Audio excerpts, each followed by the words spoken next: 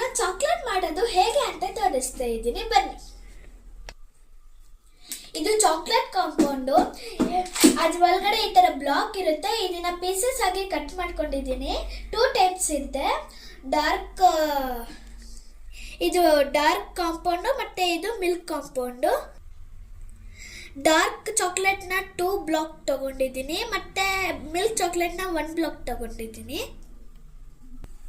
Friends, ಈಗ ಚಾಕ್ಲೇಟ್ನ ಹೇಗೆ melt ಮಾಡೋದು ಅಂತ ತೋರಿಸ್ತೀನಿ, ಬನ್ನಿ. ಫ್ರೆಂಡ್ಸ್, ಕೆಳಗಡೆ ಒಂದು ಬೌಲ್ ಇದೆ, ಅದ್ರ ಒಳಗಡೆ ನೀರು ಹಾಕಿದ್ದೀನಿ. ಅದು ಬಾಯ್ಲ್ ಆಗ್ತಿದೆ. ಮೇಲೆ ಒಂದು ಕಪ್ ಇದೆ.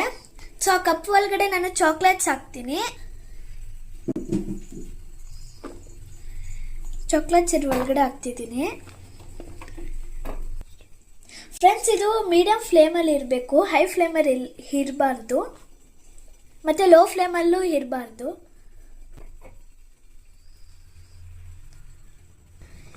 ಇದು ಮಿಲ್ಕ್ ಚಾಕ್ಲೇಟು.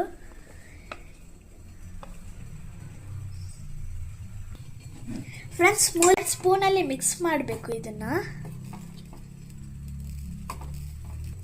ಮೆಲ್ಟ್ ಆಗ್ತಿದೆ ನೋಡಿ.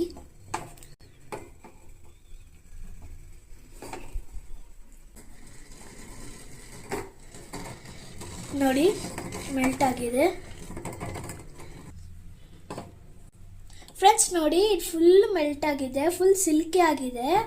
ಇದಕ್ಕೆ ಹಾಲು ನೀರು ಏನೂ ಮಿಕ್ಸ್ ಮಾಡಬಾರ್ದು. ನೋಡಿ,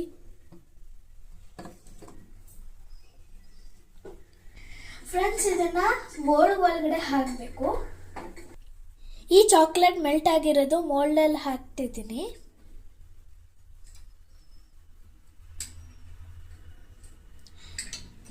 ಬೇಗ ಹಾಕೋಬೇಕು, ಗಟ್ಟಿ ಆಗುತ್ತೆ.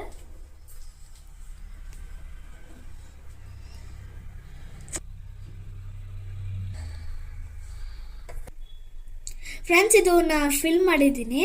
ಸೊ ಒಂದು ಟೈಮ್ ಟ್ಯಾಪ್ ಮಾಡ್ಕೋಬೇಕು.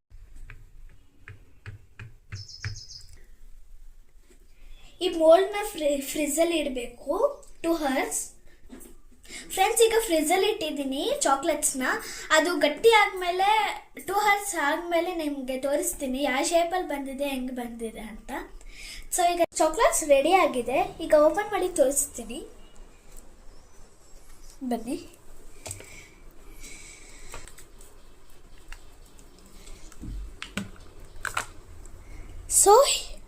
ಸೊ ಇದನ್ನು ವೆರಿ ಈಸಿಯಾಗಿ ಬರುತ್ತೆ ನೋಡಿ.